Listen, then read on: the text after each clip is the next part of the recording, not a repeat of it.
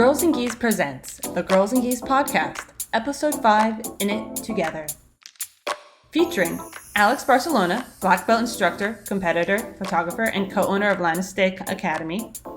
Brown belt instructor, founder of Role Models, and co-owner of Indiana Brazilian Jiu Jitsu, Clingerman. And purple belt Kendall Vernon, owner of Gaidama and co-owner of Primate Jiu Jitsu. Along with our guests, we are joined by the Girls and Geese Program Director, Shamiko, and Girls and Geese Ambassador, Charlene Coates. We wanted to have you guys on. It's a unique time for us to share a perspective of business owners. As you guys know, it is rough out there. It is feast or famine, right? It's not an easy time to be in the jiu-jitsu world. So we wanted to have you guys on to kind of talk about that a little bit and talk about the trials and tribulations of running an academy with your partner, which I'm sure that can be fun as well. So we thought that we would share that perspective with people that are listening. So how did you all get involved with running the business? Was this businesses that your husbands had set up previously, or you started it together? How did that come to be? I'll start. So when we first opened the academy, so we've been open almost 21 years now. Wow. And it was really me like knowing that was what we wanted to do. And I stopped at a Taekwondo school and just like literally like pulled up on the sidewalk and ran right in real fast and was like, would you be interested in having a jiu-jitsu program here? And he was like, yeah, actually that I really would. And so we just started like subleasing out of the back of a Taekwondo school. That was how we started. And James and I were just dating, like we were probably a year and a half into dating. That's awesome. That's pretty new. Awesome. What about you, Kendall or Alex? Go ahead, Alex. It was kind of a natural progression. Milton had just opened the school, and I think by being a significant other, you're kind of like, oh, I'll help out this, I'll help out that. I mean, that's what partners are for. And I just was working part-time, and Milton was like, why are you even working? Like, quit. And I was like, okay. And then I just kind of took on full-time with all the background stuff, obviously, because at that time I was literally a white belt. Maybe he just gave me my blue belt. So I just would do all social media, emails, phone calls. I mean, everything besides teaching a class, because that would be ridiculous. And I think that was just how it started for us. And it's been going strong since then. So in our case, Matt had opened the school about 6 months prior to me walking in for the first time. So I came in looking for like a social outlet. Basically, I was going to school for my master's degree at the time and came in and tried a class and loved it. And so I started training, and eventually we started dating and got married. And I just, like Alex said, just kind of assumed responsibilities as a significant other. I was still working full time and do continue to still work full time also, but I do things, you know, basically like Alex said, it's like everything but teaching classes. Like Matt teaches the classes, but all the back end stuff, keeping the books, making sure bathrooms are clean, you know, that kind of thing. So that's just how it's gone from there. We've been open 5.5 years now. It's good. I know you kind of touched on when you guys first started out. Has your roles changed in what you do as the business has progressed? What do you guys do within the business now? So for me, it's definitely changed. When we first opened, I didn't do much of anything. One, we didn't know how to run a business. We were children.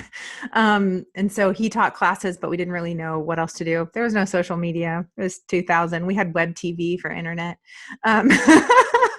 I'm old. Hi. Throwing it back there. Right. Yeah. So I didn't do much of anything for the business. Now I'm actually pretty much the head instructor at our school because my husband's taken over our Northside Academy. So I teach all of the co-ed classes, all the female classes. None of the kids are kickboxing though, but pretty much everything else I'm teaching. So my role has definitely changed. And now obviously I do, you know, a lot of the marketing and that kind of stuff. Books and everything like that I've hired out because I hate doing it. So yeah. Tedious. I like keeping the books though, because I just feel like I have a little more flexibility and control over like where, you know, what things can get expensive and whatnot. And like you said, like when you first started running the business, man, that's like a whole thing to learn. Like it's huge. It's so deep. You can go so deep with that. Yeah. Got like all the taxes for small business owners 101 books and everything, but man, there's like a lot to learn about that. That was a big learning curve for sure. Yeah. But it's, for me, it's worth it. But yeah, things have definitely changed, at least for us. Like you said, AJ, like, man, when you first start, you just open your door and you're like, hey, you walking by, like, come on in. And then you're like, okay, like, let's make an Instagram account. Let's do this. Let's do this. Let's make the Facebook page. Let's make a Facebook group. Let's do Google ads. Let's do Facebook ads. And then pretty soon you're like, who is this person? Like, I mean, I think my scope still is just jujitsu, but it's amazing what the snowball effect can be. And I started teaching classes, filling in and subbing from purple belt on. And that's it. We just really work super, super well as a team. And I think that's really important. But obviously can get annoying as well. But how long have you guys been open, Alex? 6.5, almost 7 years. Yeah. Awesome, all of you. Yeah. So are you guys, getting into the relationship business side of things, are you guys able to separate your roles in business from your personal relationship, or is there the crossover? I feel like in our case, it changes on a regular basis. Like both of us have our strengths and weaknesses, and sometimes those clash. But, you know, a lot of the time what happens is like, we'll just have an idea about something and just kind of, you know, work it out from there. But I don't feel like we have like a hard line between relationship and business. It just kind of all gets done, you know. And yeah, I mean, not gonna, you know, we've definitely like had tense moments at the gym before when like it would have been better to, you know, be behind closed doors. But, you know, that's just going to happen when you're with somebody all the time. And I'd say, you know, 99.999% of the time it just all happens and gets done and it's all fine. I think it's really important.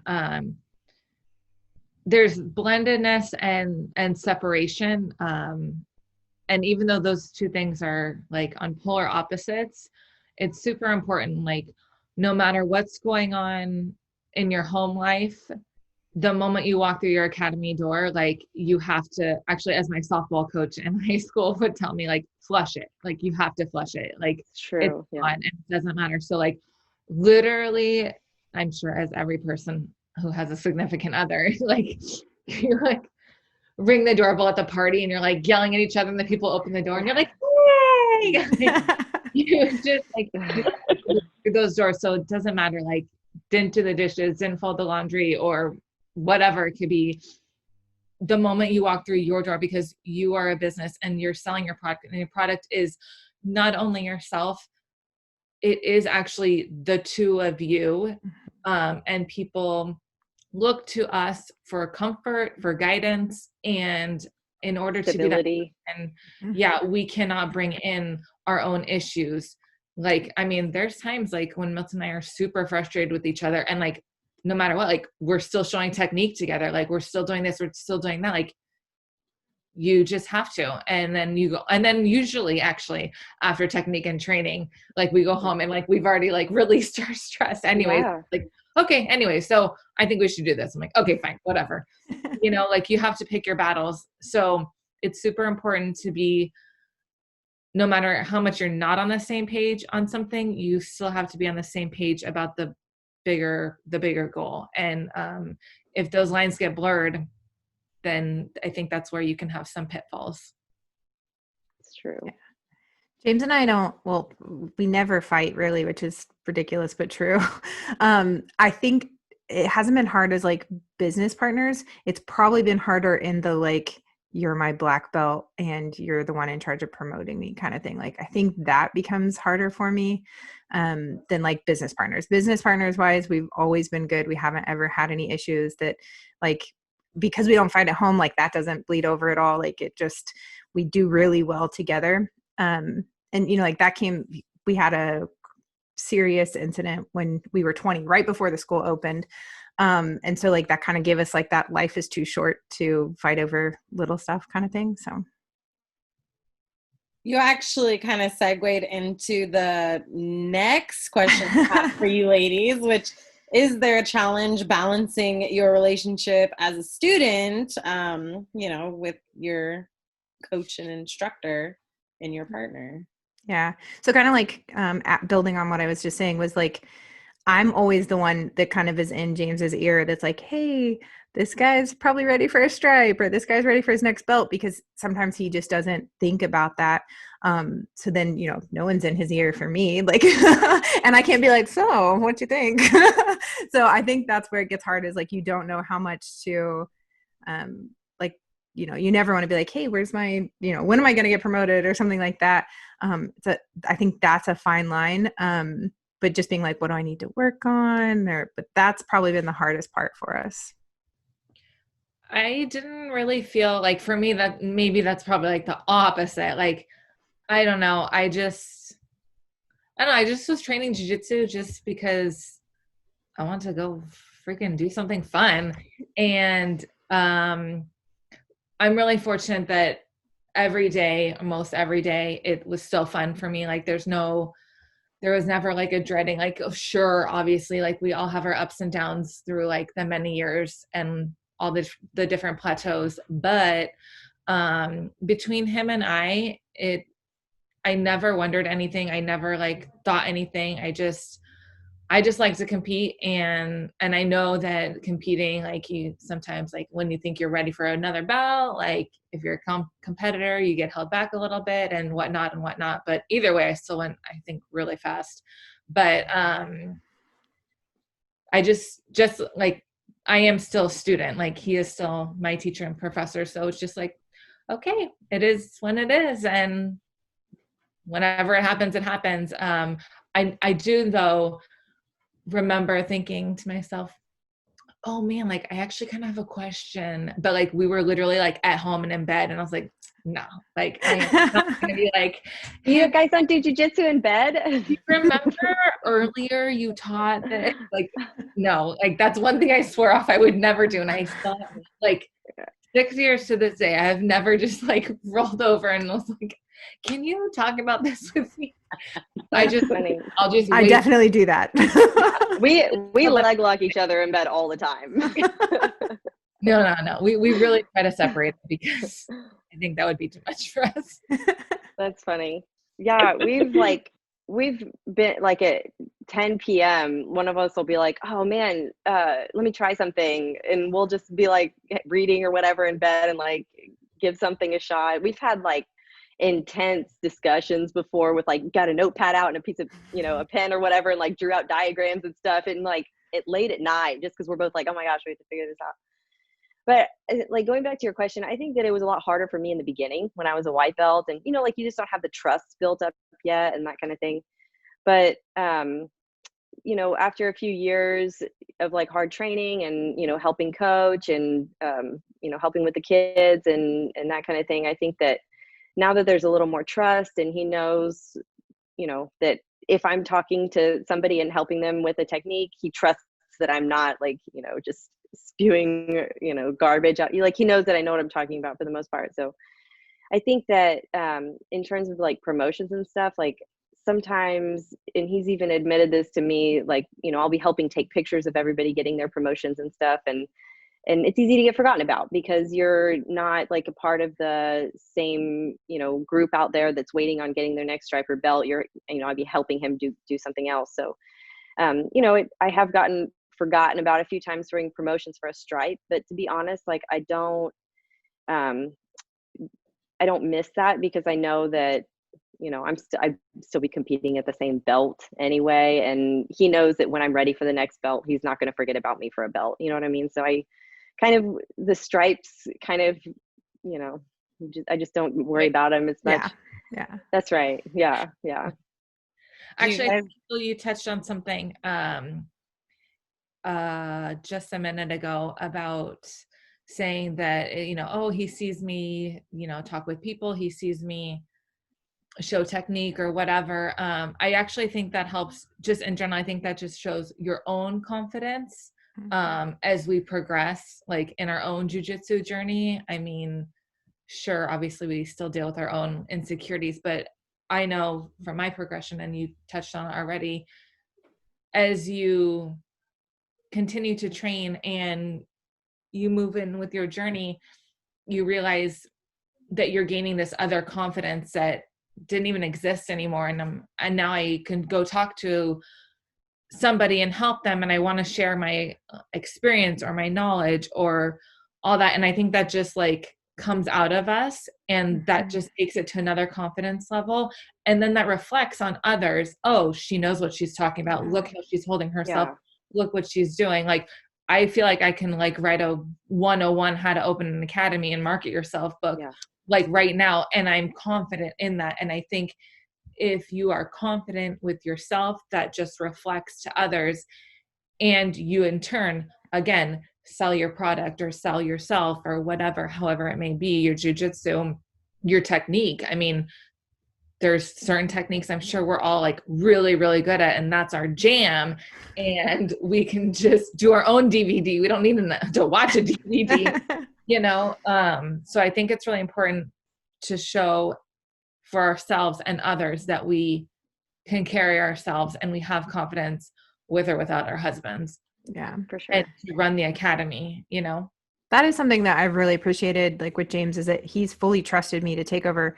We have multiple black belts on the mat, and I'm the one often teaching class, and I'm a purple belt. And, like we have new people come in. I had a couple guys come in that left a school that they just tried a class at with a black belt, came and saw me, and I was like, oh, I'm a, female purple belt, like there's a lot of, and they're like, nope, I think this is where we're supposed to be. And I was like, great. So that trust and that confidence is, that helps a lot. That's such another good point, because there's plenty of times, I think it's really important that your significant other has to trust that, Milton always says like, you are the extension of me. Mm-hmm. So I'm holding you here because I'm already here, So it really makes us have to step up. And there's been times when I was a brown belt and we'd have like black belts at the academy, and like Milton was out of town, and I'm like, oh shit. Oh, sorry. Oh shoot. Like, so-and-so's here. Like, I was going to teach, like, should I ask him to teach? And he's like, no, why? And I'm like, well, he's the black belt. He's like, and you're the owner, like, go teach the class. I'm like, okay. Like, so, and just that nonchalantness, like, that we're on the same level is super important for our own growth too, because I think obviously as females, we kind of can tend to shy away and like, oh, okay, like go ahead. So I don't know, want to add that was good. Yeah, good point. And I don't know what, I've only been training for 5 years. So it might have used to be very different, but I think now the female jiu-jitsu community is so mature. I mean, there's just and it's growing so fast. And, I don't think it's as weird for guys to come in and take instruction from a female. Like, I think there's a lot more respect there because they know that, females are, we can do jiu-jitsu, we can be amazing competitors. In fact, sometimes I think our technique is better because we're small and we have to have better technique, but okay. But you know what I mean? Like, so I think it's okay that, I think it's more normal for guys to come in and not be freaked out by taking instruction from a female. And, I don't know why. It's more normal, and it's more normal in like the established jiu-jitsu community. I think that like my big surprise in like that moment specifically was it was 2 police officers, like had never done jiu-jitsu. So just that they were like, no, this is it. I was just surprised in that. Like, I think my guys are used to me teaching, Yeah, but to have just two guys off the street come in, I'm like, okay, this is good. We've come a long way. Which speaks a lot to your character and, like Alex was saying, confidence too. That's awesome.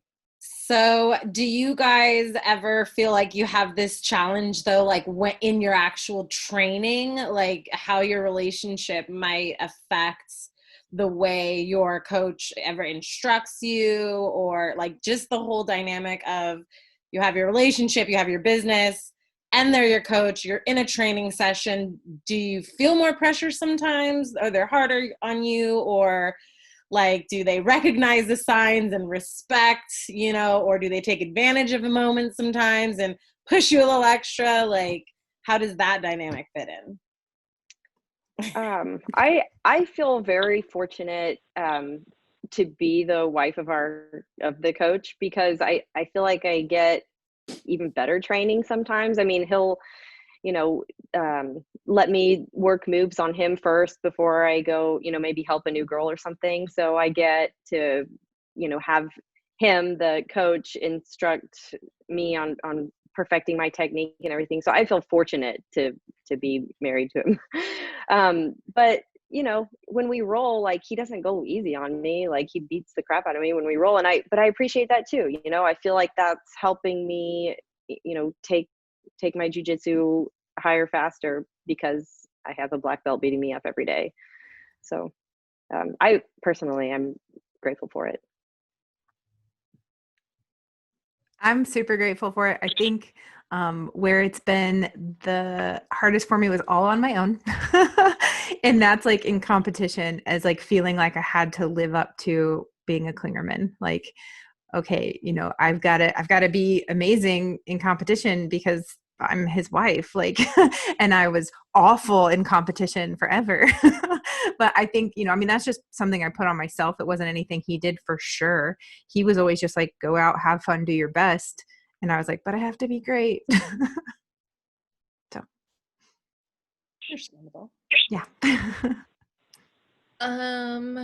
Yeah. Like, your smile got really big.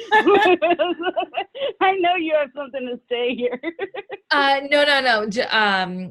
Training wise, everyday type of training is super fun. Actually, he's my favorite person to train with. Because I feel like we're the same body type too. Like, he's a small guy, I'm a small girl. Well, I don't know, I'm not really a small girl, but like, we're both the same size. Our bodies work really well together. And he always complains that I'm like stronger than him. So I do enjoy training with him. He lets me like, work on what I want to work on, but then like definitely doesn't like even give me an inch. He knows he's definitely, well, since he's such a competitor, and really built his name that way, I think he knows how I feel. So like leading up to tournaments and like the way we train together, and especially if we're both competing, which is usually 100% the same thing. I think he does really well in building my confidence.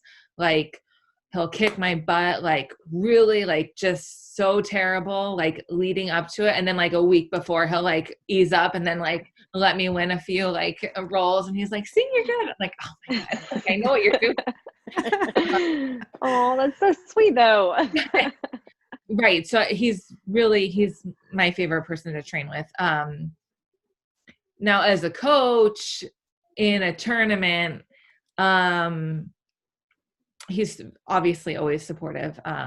It just like you said, AJ, like it's a lot of pressure if you put that pressure on yourself. He's never put that pressure on me.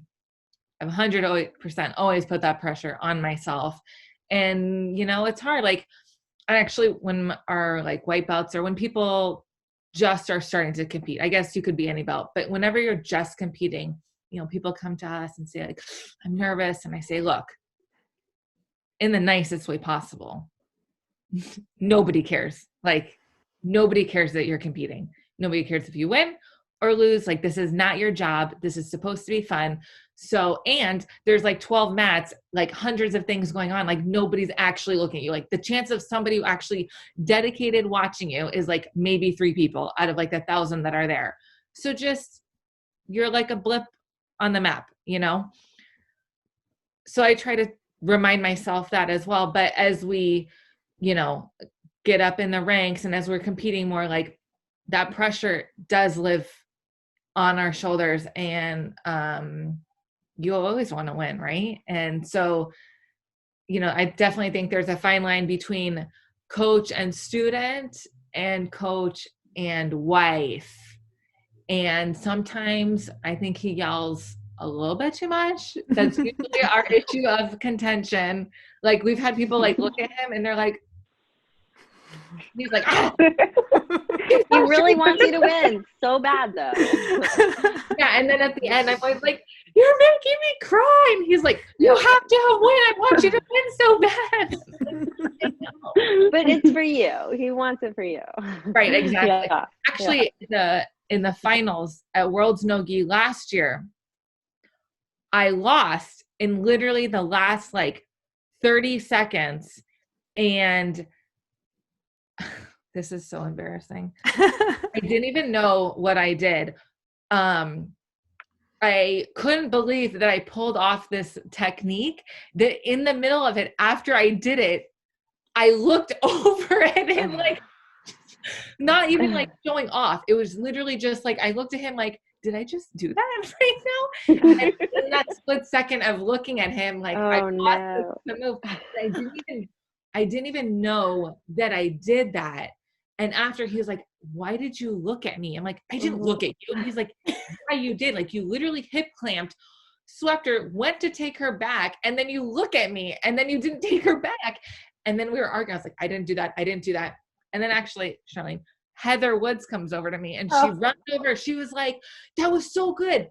Why the hell did you look over at Milton? And I was like not helping me. And I had to go and rewatch. She would be the one person watching.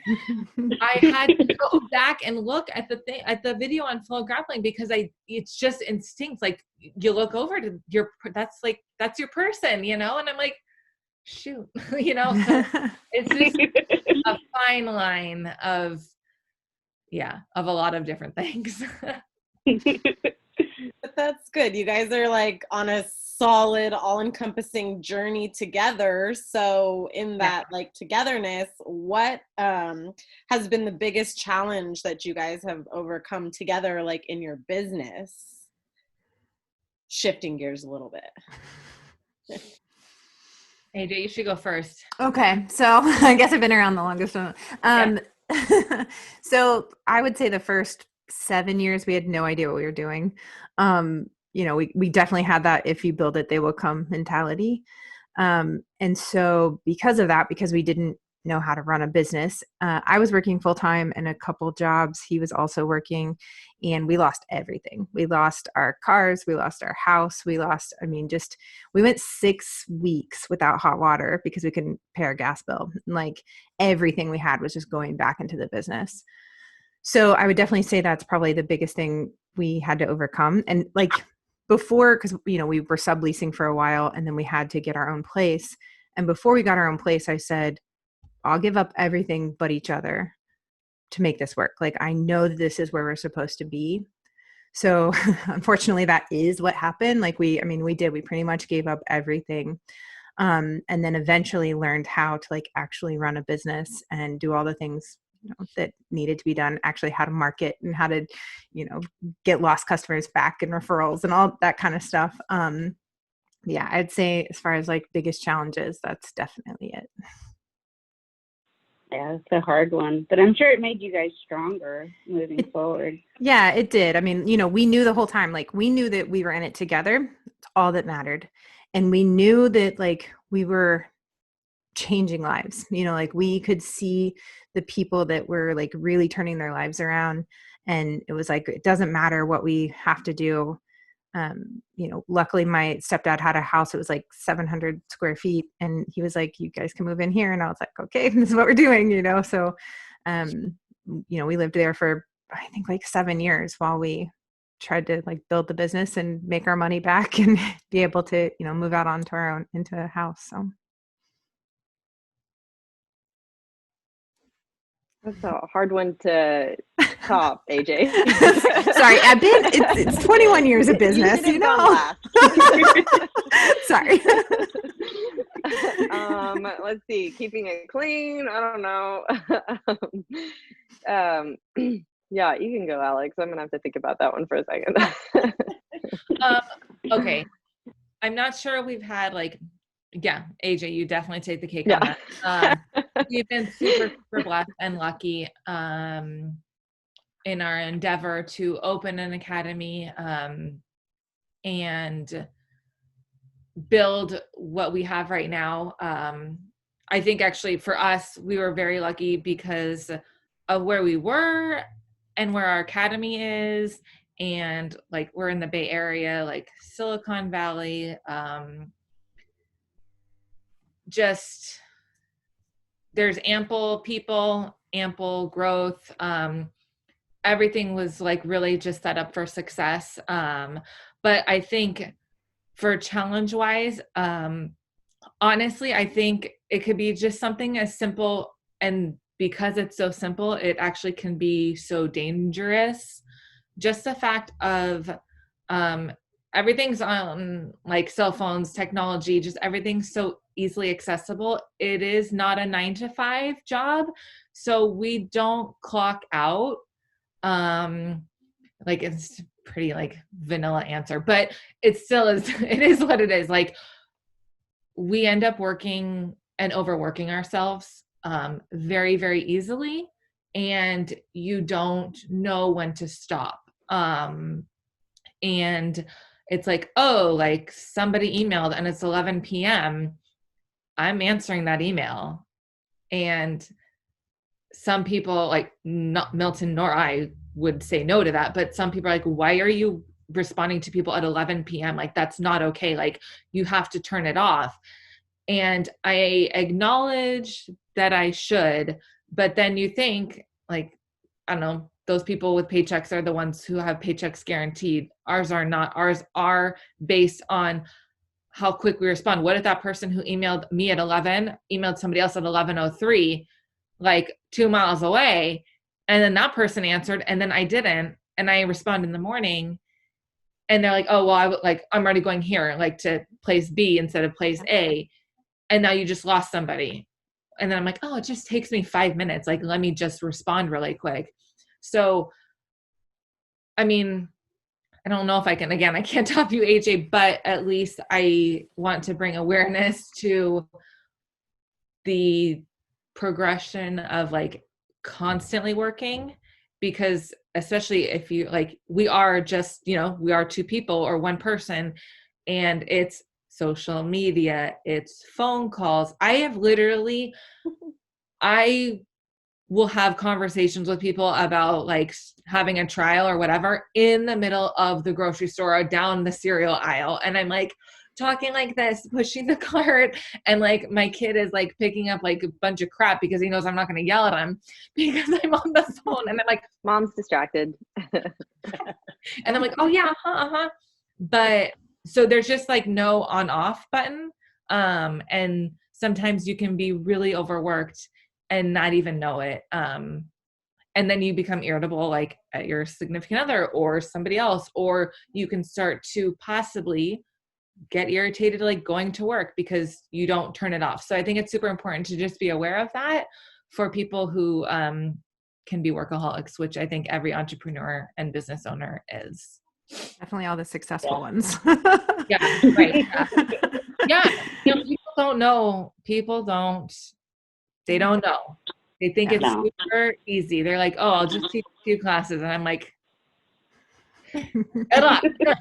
Yeah. Did 2020 change that at all for you, Alex? Like, did it change how much you were a workaholic? Yeah, actually I get really sad not having emails. Like, I live off of that. Like, I mean, okay, 2020 was gonna be a freaking year. Like, first of all, it started off really, really great.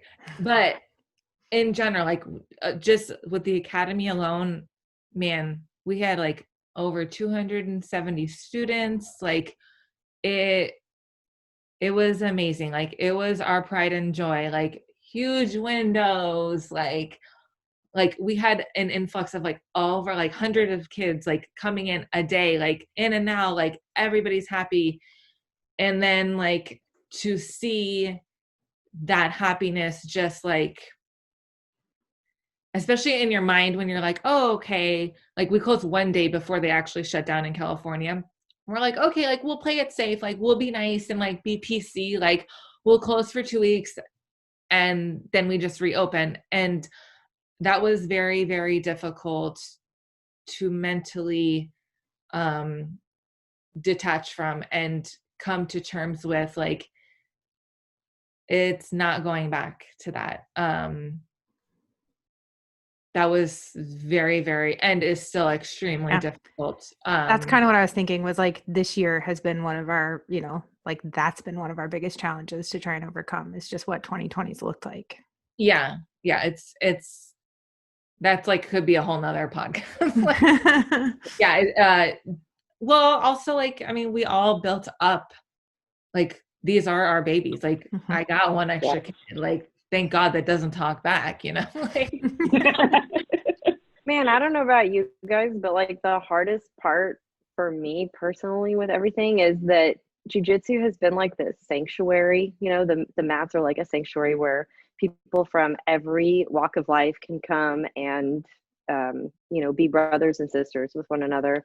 People with every kind of religious view, political view, you know, where you come from, social status, it doesn't matter. Like, we're brothers and sisters on the mat. And without jiu-jitsu for a while, without being able to come together in that way, and it was hard to watch people that were brothers and sisters start hating on each other on social media, and just like dividing that camaraderie that we had worked so hard to build. That was the hardest part for me personally. Thank goodness, you know, jiu-jitsu is starting to pick back up again and people can come back together again and, you know, put that behind us. But that was definitely heartbreaking for a while.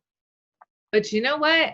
It weeded out the ones who were fake. So like, that's what I keep trying to remind everybody, and people have to keep reminding me too, because trust me, Kendall, you hit the nail on the head. Like,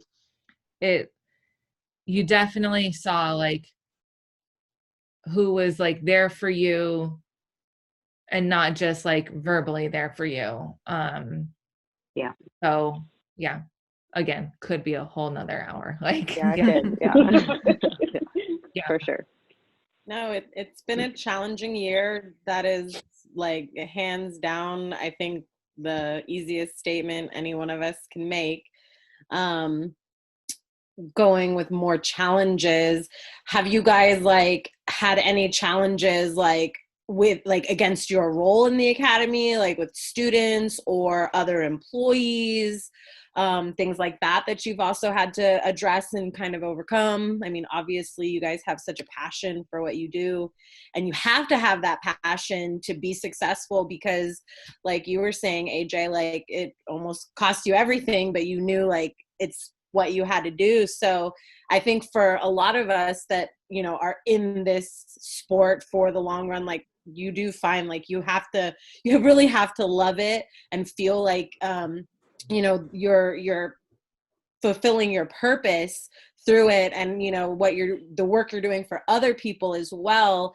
But that can come with people that like directly or indirectly want to challenge you. So, dish it. Who goes first? AJ's got stories. Okay. AJ always has stories. Wait, AJ, go last time. I know. Two people come to mind right away. One that was a real bully to me, online, especially when we kicked him out, and I ended up with a stalker from one of our students. So those are the two major issues as far as I'm gonna stop that, AJ. You said. But yeah, we dealt with a stalker for quite a while. Luckily, he I think is in like Arizona now. We try to keep kind of tabs on him so that, you know, So now you're stalking him to make sure he doesn't. Yeah, you know, it's it's what are you it's the safe way to be. It's the best I can do.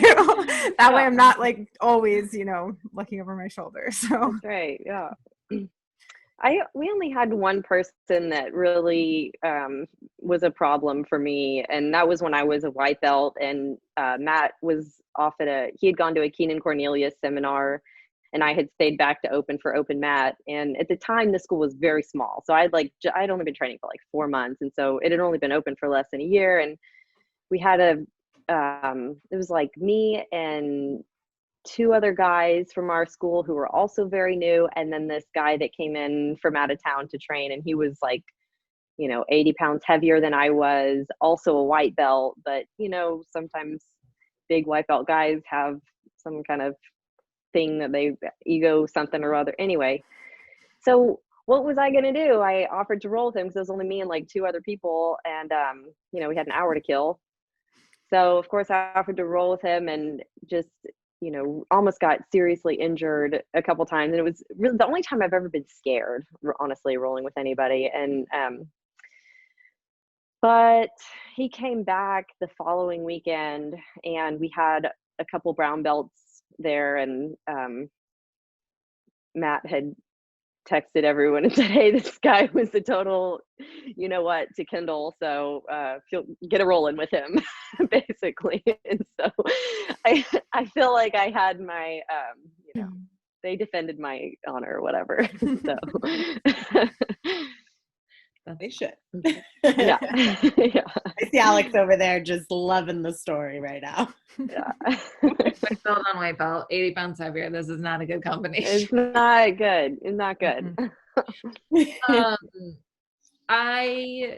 Nothing like major comes to mind. I think what's very important to negate that and those issues are to have obviously a sense of presence for yourself, and also with your husband as well, because if people see him either like rolling his eyes at you or like whatever, if like obviously like he leads by example. So if he's gonna like treat you like crap, which I'm sure nobody would even do with their significant other, but if he shows disrespect, then it's like, oh well, like if Milton's doing it or if somebody else is doing it, then like why can't I? So I think it's extremely important that there is a level of respect between the two of you so you can successfully be on the same page, and then now you're holding everybody else to a higher standard. So I think that can alleviate problems for others. I do think there was like, okay, if I needed to tell a story, there was one person, a dude who is always like neck and neck with me, but in belt level, for mostly the beginning part up until like past purple. But there was a time like when I was teaching, and then he asked like Milton, he's like, why is she teaching? And he was like, what do you mean, why is she teaching? Like, she's a world champion, she's a purple belt, like, and she owns the place. Like, why am I even answering you? Yeah. And he's like, well, like, I'm a purple belt. And he's like, and what do you want me to say to that? Like, and again, I think that just is ego. And people have issues for lots of different things.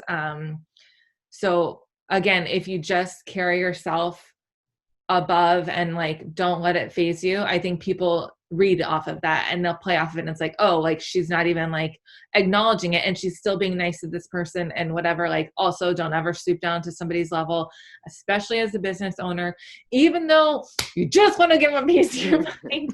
Like, don't do it. Don't do it. Don't do it until they stop paying that membership. Don't do it. Once it's up, go for it. That's the line. Yeah. But yeah, there's that line. Cross it once those payments are. But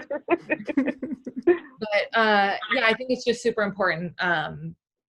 As like, if people see that you're not going to take any crap from anybody, they're not going to give you any crap, because I'll challenge everybody to that. Even talking about your husband, like how he treats you, even jokingly, like even if he's just teasing, I had to like kind of tell James, like, you treat people or you teach people how to treat me. So like if you like joke that, I suck because I'm a woman or whatever, like anything like that, like that's how everybody else is going to joke too. And that's not acceptable. So, like he calls me coach on the mat, like he's teaching the people how to treat me. Yeah. Super important. Wow. Now, given your roles, you go back 10 years or even further, you didn't see women out there teaching and coaching and business owners, like, given your role, how have you used that to kind of open the doors for other women, or is that something that you intend to, or is that something even that you're interested in doing? You mean for other women who are interested in becoming, like, opening up a school, or just in general, like for the women in your school or the women that look up to you as role models? How have you used your roles within your schools to kind of open the doors for other women? Or how do you intend to? Do you have any plans to do so? I know AJ does role models, so. What's role model? So my shirt. No. Role model is a women's only grappling camp. I think we're going into our 8th camp. I love the play on words. Thanks. Awesome. Thank you. But yeah, so we started out just like a small, like 50 to 60 women at camp. 2 years ago, we hit 160. That's awesome. This year we did 130, which was pretty good in 2020. But yeah, so, this year we also started adding things like how to build a women's team. And we did a whole workshop on whether you were just a student at a school or a coach or an owner, how you could help build your women's team. And I think that's important. And we do, just like some self-confidence stuff. And we do this thing called Rise for a Role Model, which is about standing up for like your fellow jiu-jitsu girls and stuff. So some of the things. So cool. That's awesome. Yeah, I love it. And then I have a podcast as well. And so, the podcast is mostly meant to kind of help people on their journey. Like when I started it because I wanted to like convince somebody who's never done jiu-jitsu that they wanted to do jiu-jitsu. And so now we're just kind of, like into it in like for other jiu-jitsu people, like same trials and tribulations and like what you're going through is normal and that kind of stuff. That's awesome. I knew you had to have a podcast because you have a microphone and yeah, she's got all the setup. I'm in my bedroom. Like she's got it on. Yeah. That's awesome. For us, I was the first like woman student there, like at our academy. And it wasn't too hard to build a women's team. I think for me, I think it's important for myself I want everybody to know. I'm definitely women. Like I want the young girls to know. I want the ones that are moms like myself. I was a mom before I started too. Like I want them to know like anybody can do this. Like there's times when I was a brown belt and I was like training for a world championship and we had like 2 new white belts moms and they're like watching us, like, of course, like the white belt is like watching the comp training and they're like, like mortified because like, we're just going like balls to the wall. And they're like, you're so scary. Like, I could never do that. I'm like, oh no, you can. Like, this is nothing. Like, because it just becomes you. But it's just very important for me to let anybody know at any time, whether we're talking about it like we are now, or if I'm like in a grocery store and it comes up, like anybody can do jiu-jitsu, any woman can do it.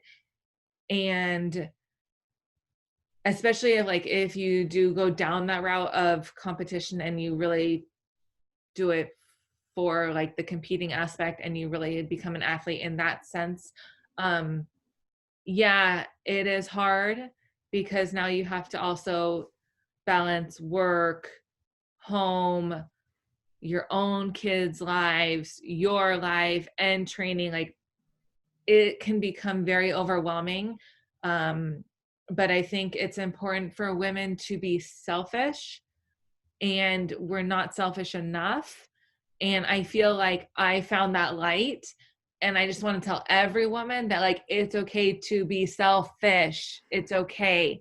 And when like I had my two kids like pretty young, I had just turned 23 when I had my daughter, and she was like my whole world. Like I didn't do anything else. Like that baby was like attached to my hip, and I was just a mom. Like that was my role. And I feel like I lost myself at such a young age. And so once I actually grew up and became like an individual, and she had started school, and then like I have another kid, and I'm like, oh, hi, welcome back. It's okay. It's okay to be like, no, like I'm not going to be with you, or I'm going to get a babysitter, or I'm going to do what I have to do because I'm not going to lose myself. And I think as women, we can lose ourselves with kids. We can lose ourselves with a significant other. It's very, There's a lot of ways. It's very, very easy, especially if like you're a people pleaser like myself. We just put ourselves on the back burner. So I think it's really important as a woman, if you found the light, to let everybody know like how amazing our life can be if we just, put ourselves first. Like they say, when you're trying to save yourself on an airplane, you got to save yourself first before you can save other people. So I think it's super important to let young girls know, to let moms know, to let people our age know, like, no, tell your husband like to order some freaking Uber Eats and come to class. Like, I don't care that you have to make him dinner. Like, shove it. Like, come to class. It's an hour and a half. Or compromise. Like, you do it one day, whatever. Don't do it the next day. But I'm really vigilante on that. That's a good point. I think for new women, for me, one of the hardest things has been balancing being selfish versus not too selfish. So like, I want to get my hard training in or whatever, but like you said, like you might be one of the only girls on the mat, and then a couple white belt girls come in, and it's very important to make them feel comfortable and safe and welcome. And, because it's intimidating when you're a girl stepping on the mat for the first time. And, what I always remind myself is to keep in mind what it was like for me the first time I stepped on the mat. And thank goodness, there were guys there that were friendly, because I was the first girl at our school too. And so, it's like I have to balance the desire to get my hard training in and my hard rolls in, and also be willing to, take the time and be patient with the new people that step on the mat too, so that they can get their traction going and get some momentum going. Do you guys like all have like women only programs at your academy where you actually like create that space for you for that, newcomer or, veteran person, but where you create that space to actually forge that nurturing between women? So I wish that we did. We used to, but right now I work a full-time engineering job. I run Gaidama. I co-own Primate. And so I'm doing that all the time. And I have a new baby. So it's like my time is so stretched thin right now.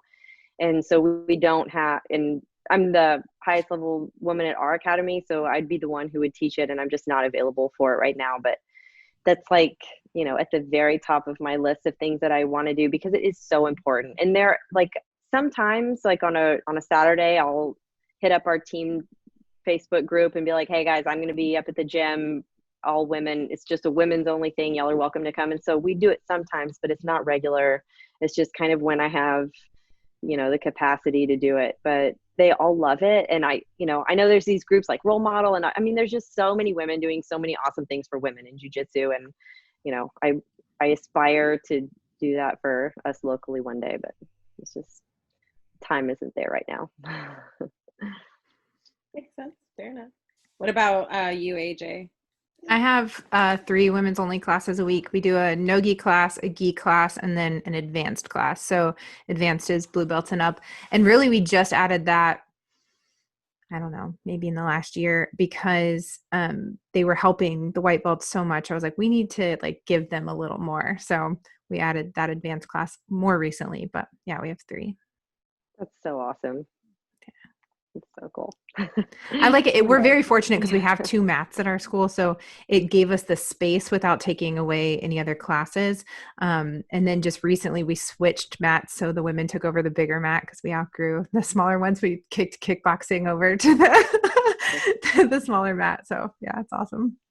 That's super good. We don't have any women's classes. We bounced around the idea.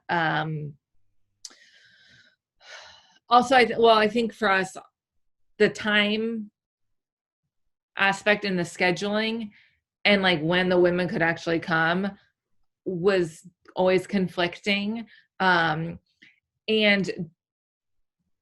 I don't know if it's just that was the academy atmosphere or not, but like the women, like this, like hardcore, like 11 to 15 women that were coming like every day didn't express, like we always brought up, like, should we do a women's class? And I think also what's important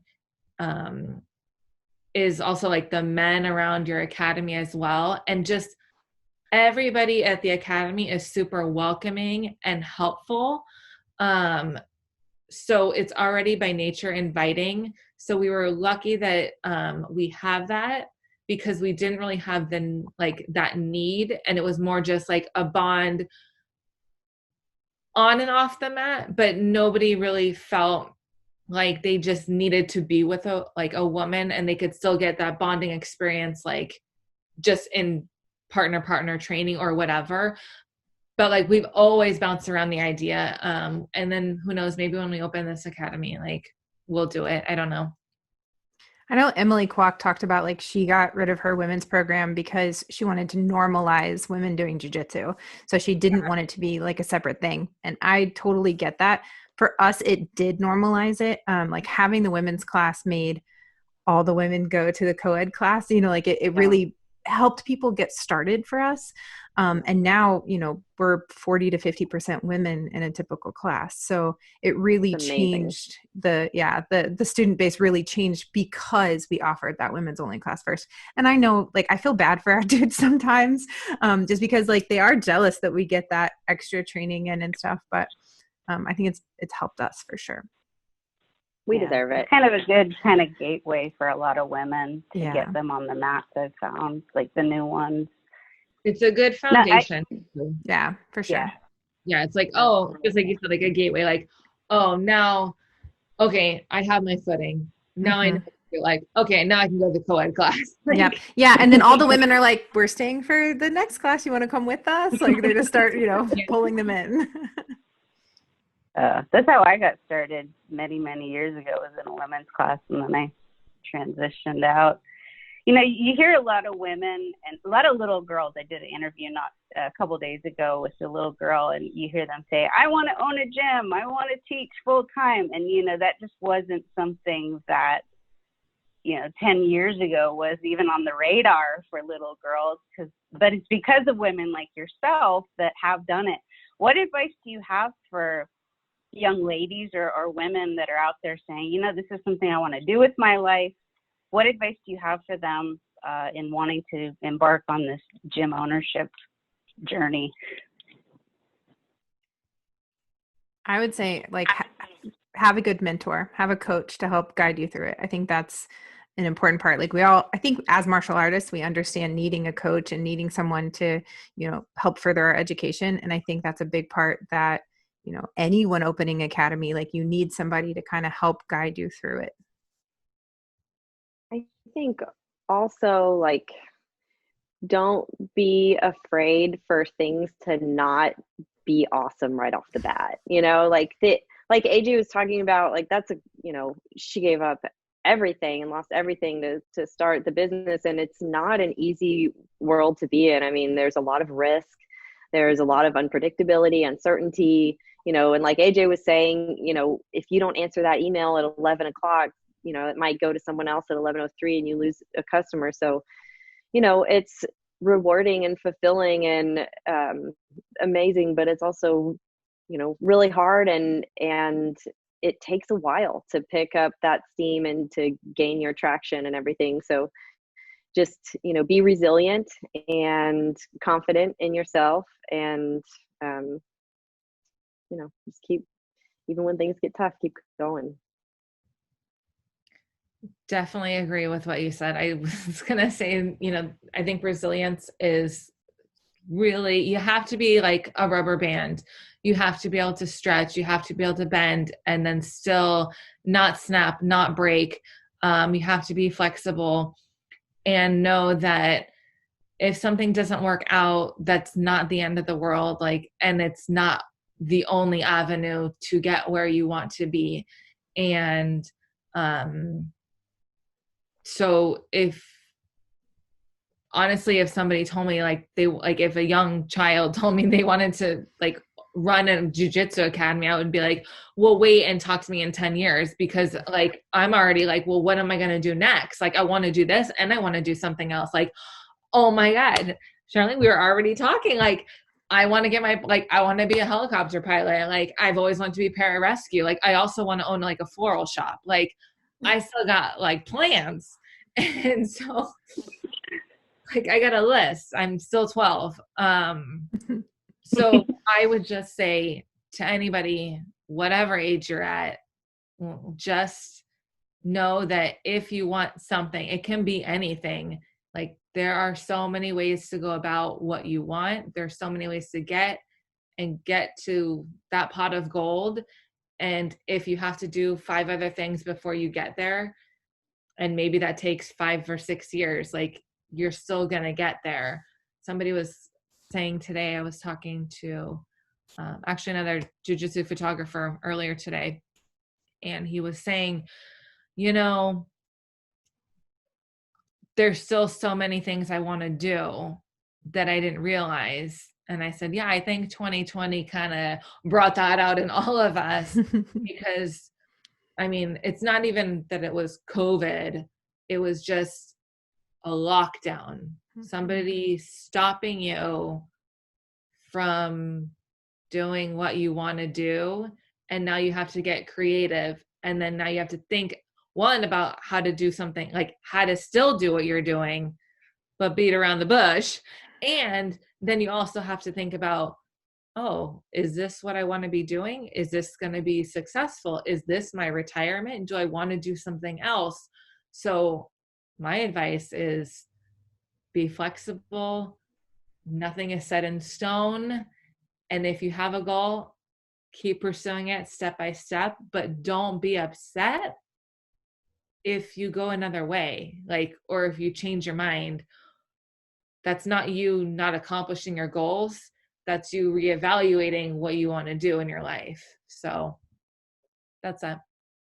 Yeah, I just want to add to that because you made a lot of good points. I think that little girls sometimes, or little kids and anybody, they look up to a coach and they see this kind of, glamorous figurehead, and it looks like a very glamorous position from a kid's point of view. It does, think that too. Yeah, exactly. Okay, well, yeah, you're right.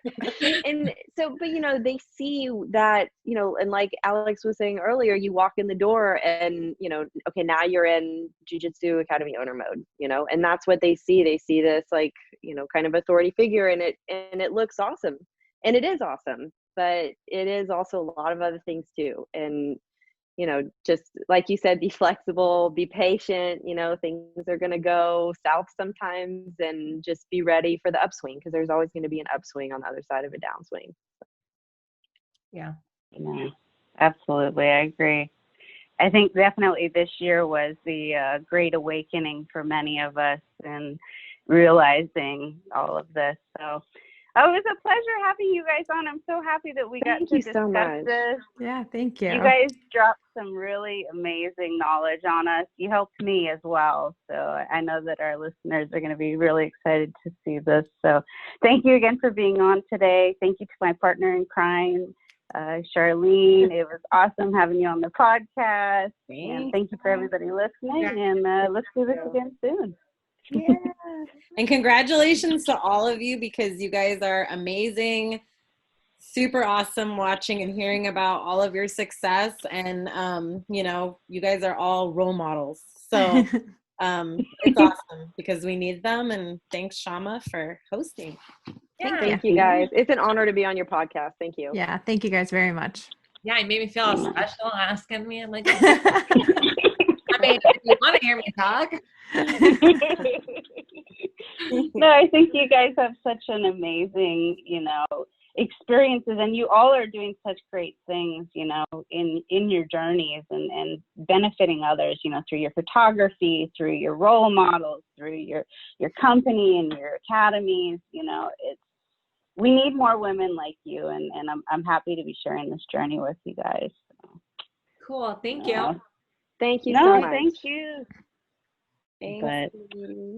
No, I think it was really good. You guys have such a unique perspective, and thank you for opening up and sharing your stories too. I know some of it's hard to talk about, you know, but you've overcome some really amazing odds, and it's really cool to see where you guys are at. Yeah, I think it's helpful for people to hear, you know, failing stories and scary times and just all the highs and lows, and then like, oh, here we are still. So yeah. No. I can do it.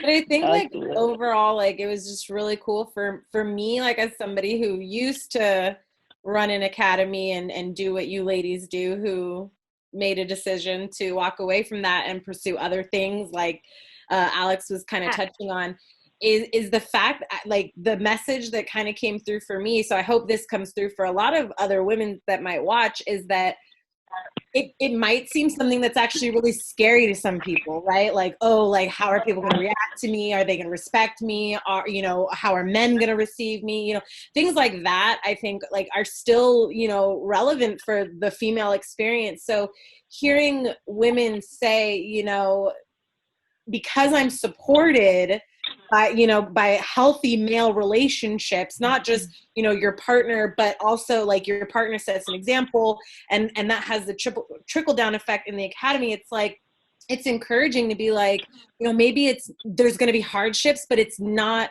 the scary things that was maybe holding me back. Right. Like the hardships are going to be things that maybe I didn't really think of. And that's, you know, maybe going to deter me, maybe not, but it's just, as a person, you know, we always think about like, oh, we're judging ourselves, or people judging me, you know, that kind of thought. So that really kind of like was well portrayed by all of you ladies. So for me, that's what's really cool, is I hope this conversation just inspires more women to like have the courage to be like, this is what I want to do. And I actually like know that there's a place for me in it. I'm a rarity, but I'm not a rarity. Right? Like, so.